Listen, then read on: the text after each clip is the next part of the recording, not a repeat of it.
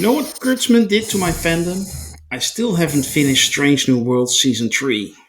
I stopped halfway through Picard Season 2 and I haven't even thought about watching Discovery Season 4 and 5. Am I tired of Star Trek? I just rewatched Deep Space Nine recently within little over a month. I'm just tired of mediocre content.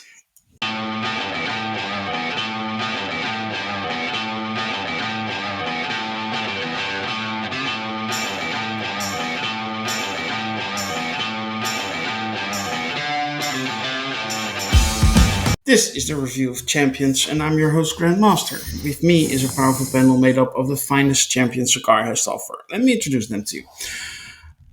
First up, on camera, we have Mr. Taylor First. How are you, man? I'm great. And voice only, we have Lokismom. How are you? I'm doing really good. That's good to hear. Um, this is episode 21 of the Star Trek Project, where we will be reviewing Star Trek, all of it in order of release, kinda. And today we're going to talk about Star Trek Nemesis, the final TNG movie, if you will. But before we do, I want to ask you all to help us out. Like and share this video. And subscribe to our channel. And if you really can't get enough of us, you can join our ranks. Go to Sakar at sakar.freeforms.net, set up an account, get to know us, and yes, join us on our reviews and podcasts on the YouTube channel. We would love it if you do that. Well, a Star Trek movie involving Romulans. What can possibly go wrong? Well, judging by how the fandom looks at it, a lot, or at least something. Taylor, can I have your honest opinion on Star Trek Nemesis? I actually think this is a pretty good movie. I rewatched it recently. I had only seen it the one time before in the theater. Mm-hmm. So I went in, and of course that was many years ago, so I went in pretty clean. And I thought it's not bad. It's not the best movie I've ever seen or anything like that. But as far as a Star Trek movie goes, I thought overall it was pretty good. Mm-hmm. I want to note that you mentioned that it's the last TNG movie. And what I find fascinating about it is not only is it the last TNG movie, as far as the Star Trek universe timeline goes, it's the last event before everything becomes a prequel for several decades. It's the last moment in time that we see. After this, everything becomes prequels until Picard Discovery does its multi-hundred-year jump. Yeah.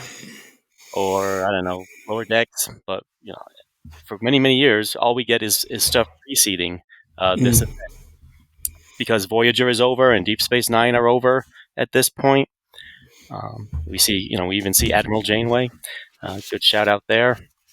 Mm-hmm. But I think that's really interesting. That this movie is the the last event of the timeline for a very long time for the fandom. All we do is look backwards for a while. Yeah. My major critique on this franchise that they stopped looking forward. They went back in time and never got out of it. But anyway, Lokismom, how many times did you see Nemesis? This last viewing was my second time. I saw it when it first came out years ago, and I think I liked it back then. I kind of don't have a lot of memories about it. I think Taylor was talking about the number of Next Generation and Star Trek movies and TV shows. I think by then I was burnt out on the whole franchise, and I had stopped watching. I wasn't even watching Deep Space Nine. I think once the Next Generation concluded on television, I was pretty much done with it at that point. But that said, I really did enjoy this movie. I thought it was well done. I think looking at the previous movie where the special effects just stunk on ice, these were really good. It looked like a movie that they would make today. I think, at least looking at it on a small screen, without seeing it on a larger screen, it might be different, but it looked great. The script was really good. I thought the acting was very good. I love that Riker and Deanna Troy finally got married. That was a nice little cap off to it. To the whole saying farewell to the at least that cast. And the young actor, and his name, just what's his name, that plays he's not young now, but he was then, who played Picard's clone. He did I thought, a really excellent job. But and of course, certainly Patrick Stewart was just, everything that I want in an actor, and science fiction actor, Mhm. everything else. Yeah, the name you were looking for is Tom Hardy, and Tom I Hardy, think, yep, that's it. yeah, I think it was his first major role. It was not his debut, I think, but it was his first major role. But Taylor, you can correct me if I'm wrong here, I probably. believe that's correct. Yeah. Yeah, okay. Yeah, sometimes I know my stuff, not always. Um, but yeah, Tom Hardy was. For me, he was the best part about this film. Actually, I had a feeling the cast was just also, like Lokismom said, done with the franchise, and I mean, Brent Spiner even asked, I think, to be killed off or something, kinda. So yeah, it felt a little bit like they phoned it in. Also, the end sequence, it was quite easy. Everything went to plan, and then yeah, uh, to me, it felt a little bit like uh, it was a little bit lackluster, if I may say that word. I don't say it's bad. I just say, yeah, it. When I first saw the announcement of Nemesis and that they would focus on Romulus, and I was hoping for a lot more than what we got, if you know what I mean.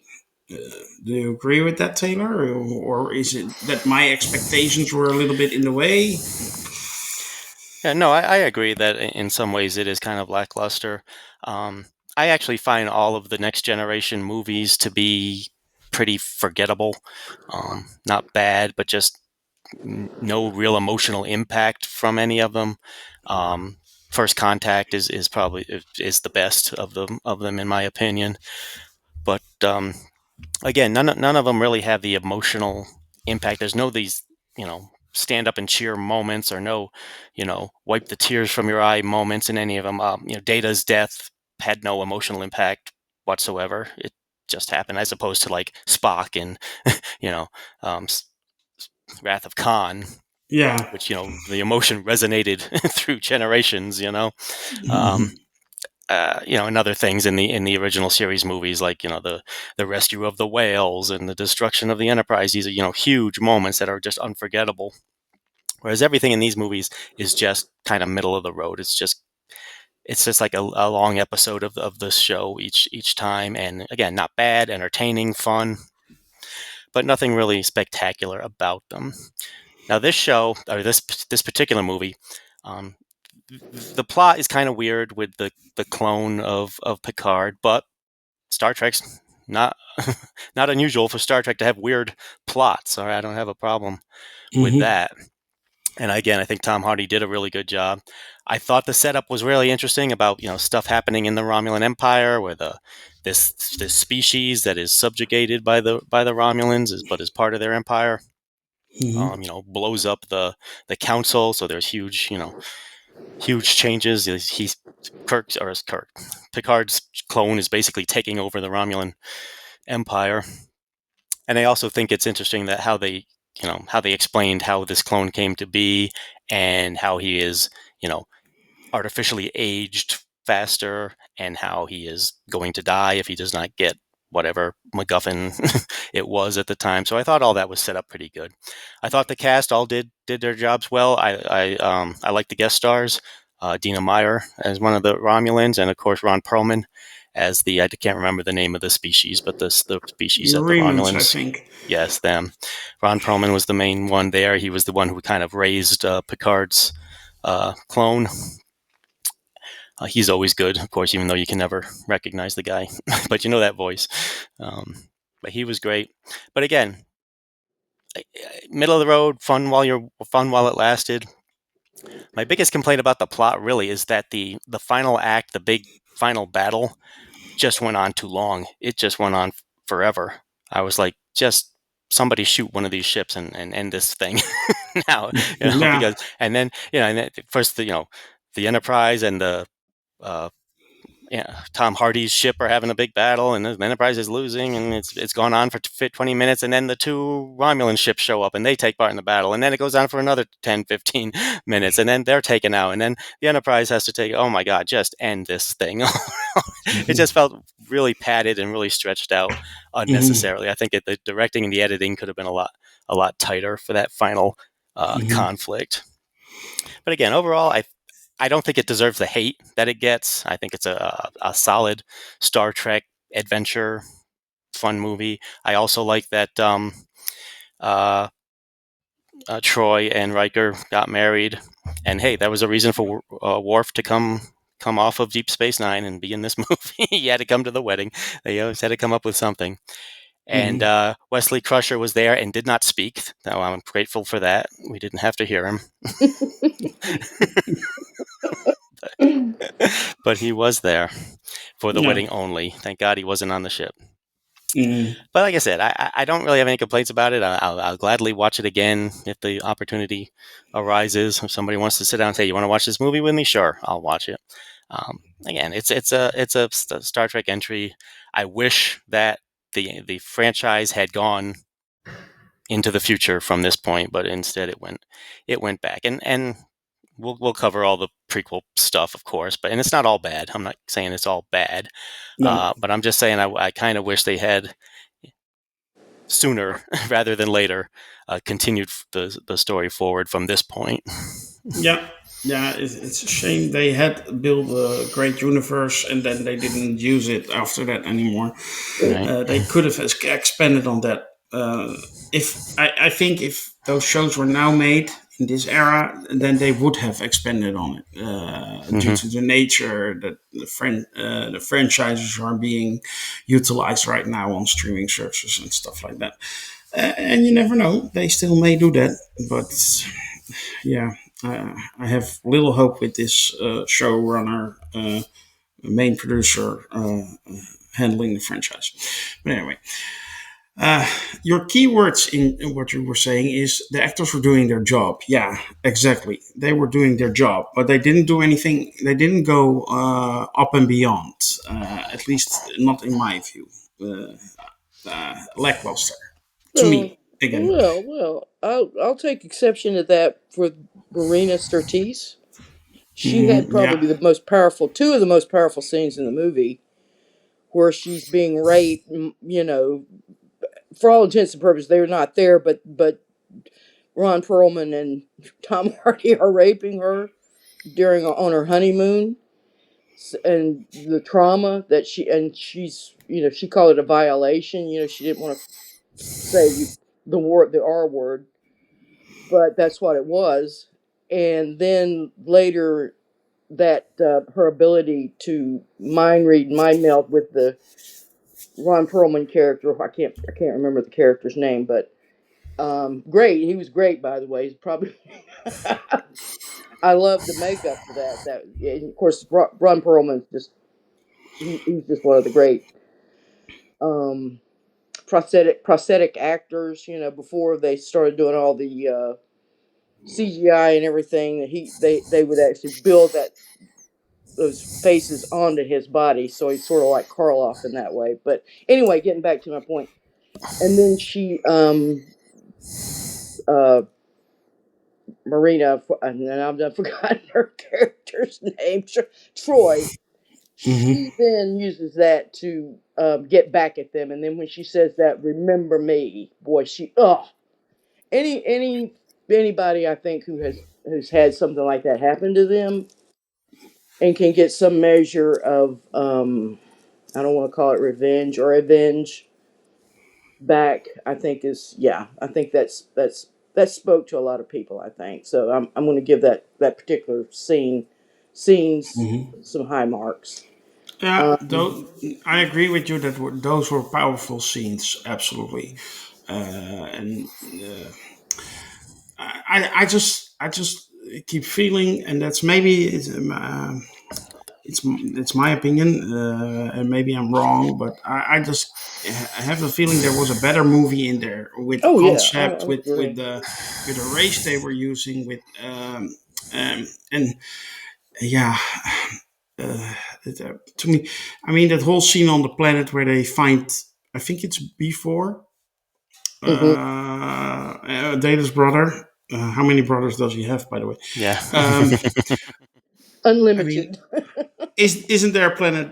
Is there a planet out there that doesn't have an android made by Noonien Singh on its surface somewhere? But that whole scene with it was just there just so they could drive around with a car and Yeah. Right. shoot some A- aliens. Action It looked scene. great. It looked great. To me it felt really silly because don't they have a transporter they can lock onto positronic signatures and then just beam it all in? But anyway, Mm. maybe yeah, it was just there, so they had a car scene and a car chase scene in Star Trek. Yeah, Well, I think no, he did say that as they were. He said, "Well, he wanted to try that out. I think they could have maybe went down, but they actually wanted an excuse to play with that toy." So, yeah, I guess so. But yeah, to me it was just bits. But yeah, uh, enough about what I think. We had some great guest stars. You already mentioned Tom Hardy. We had Dina Meyer. We had Ron Perlman. Actually, quite heavy if you look at what Star Trek does. They always have one or two, but now it was stacked. At least hmm. maybe not so much with Tom Hardy at the time, but in hindsight, stacked cast. Happy with that, aren't you, Lokismom? Oh yeah, they could. Yeah, looking back over, but like you say, a lot of times it's the actors in the early part of their career when they get in when they do it, and then later on they become huge stars. You look at Christopher Lloyd in the Star Trek Wrath of Khan. I think he was. I don't think he had done Doc Brown. He may have been in a taxi at that point, but he had not done Doc Brown, I don't think. And of course, that's what catapulted him to being a huge star. But yeah, let's see who else. Ron Perlman we mentioned, Tom Hardy. Golly, I'm trying to think who else has been in. Who was in the? Can't remember Alan the last. Dale. I'm sorry. Alan Dale. He is in a lot of films. He was a praetor in the Romulan Senate. Okay. He has a very distinct face, and he's in a lot of movies and series. Okay.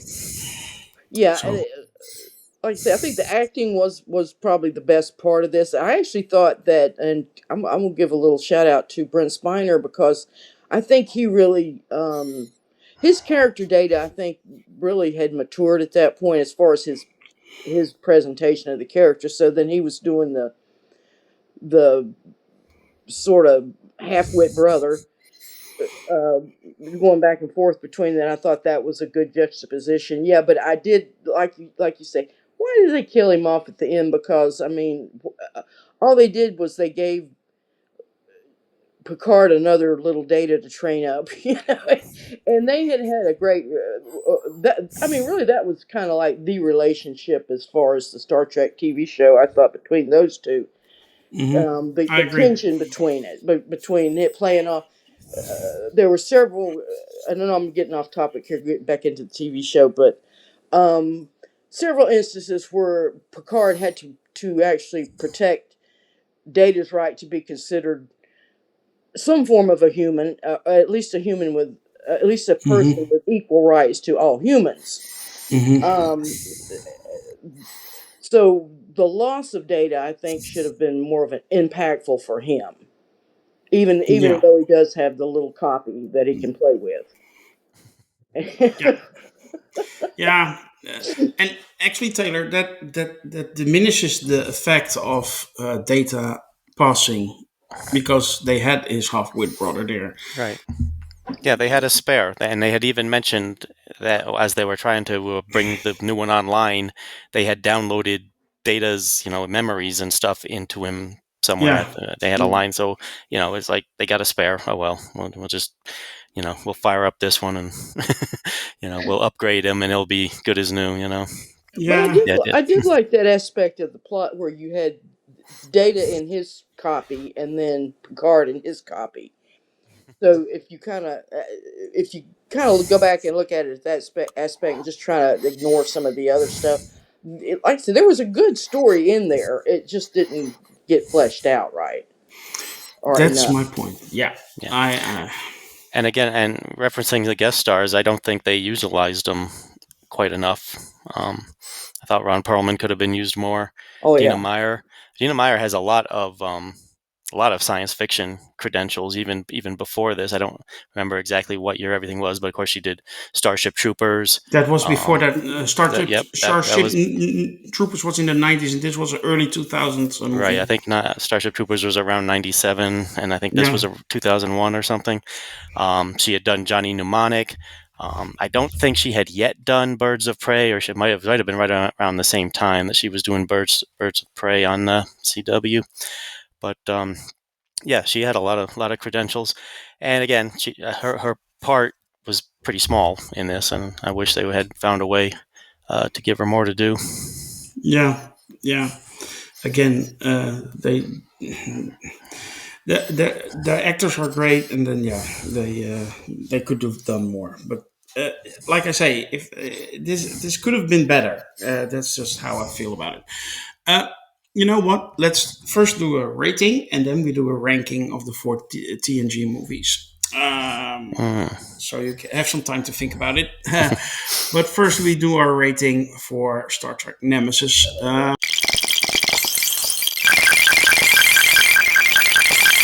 I'm going to start with you, Lokismom. Give me your number for Star Trek Nemesis. for Nemesis, I'm going to give it a 7.5. Okay. Taylor? I'll give it an 8 out of 10. I'm going to go 7 out of 10. So we middle it on Loki's and Mom's number, 7.5. And yeah, let's do a ranking of Generations, First Contact, and Insurrection and Nemesis. Taylor, I'm going to start with you. I know you do in tiers normally, but maybe you Mhm. can quickly think something Yeah, up. if I had to rank them, I'd say First Contact, Generations, Nemesis, and then Insurrection. Okay. Yeah, I can live with that. Loki's mom. Probably going to be about the same. First Contact, Generations, Nemesis. Um, what were the other two? Insurrections. That's it. Oh, and Insurrections. Yeah, mine is a little bit different. First Contact is number one. I would put Insurrection number two, and then Generations and Nemesis last, personally. But that's just me. Um, Anyway, that will conclude this month's episode of the Star Trek Project. We hope you have enjoyed our discussion today. If you did, you can help us out. Like and share this review and subscribe to our YouTube channel. And if you really want more of us, click on the link in the description, people. You can join our forum at sakar.freeforms.net. We would love it if you do that. Episode 22 of the Star Trek Project will kick off our review series for Star Trek Deep Space Nine, also known as the GOAT. For now, I want to thank you all, also on behalf of our champions, and wish you to live long and prosper. Bye.